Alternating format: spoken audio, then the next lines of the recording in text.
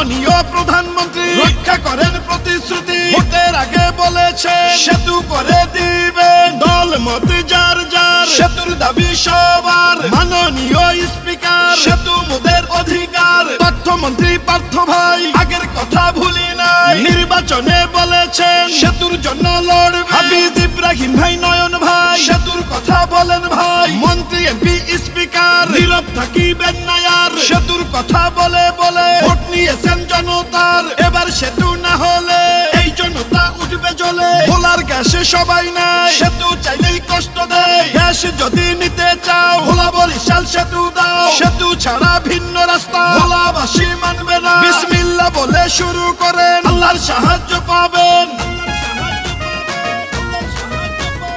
প্রধানমন্ত্রী বরিশালে করছে অঙ্গীকার, সেতু করে দিবেন গঠন করিলে সরকার।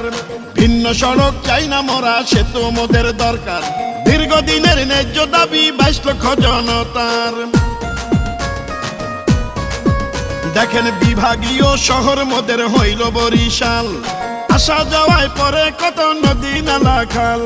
মোদের আছে মন্ত্রী এমপি আছে স্পিকার, এত থাকার পরেও কেন হয় রে অবিচার।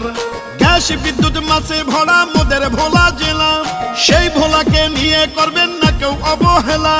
সেতু ছাড়া কিছুই মানি না।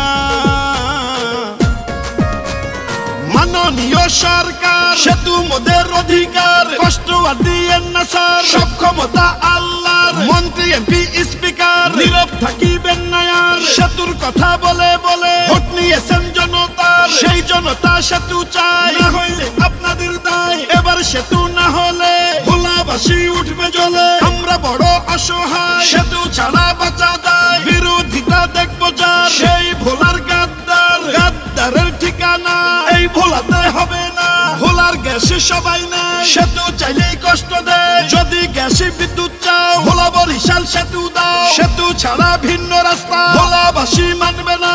মাননীয় প্রধানমন্ত্রী রক্ষা করেন প্রতিশ্রুতি। নির্বাচনে বলেছেন সেতু মেডিকেল দিবে। বিসমিল্লাহ বলে শুরু করেন, আল্লাহর সাহায্য পাবেন।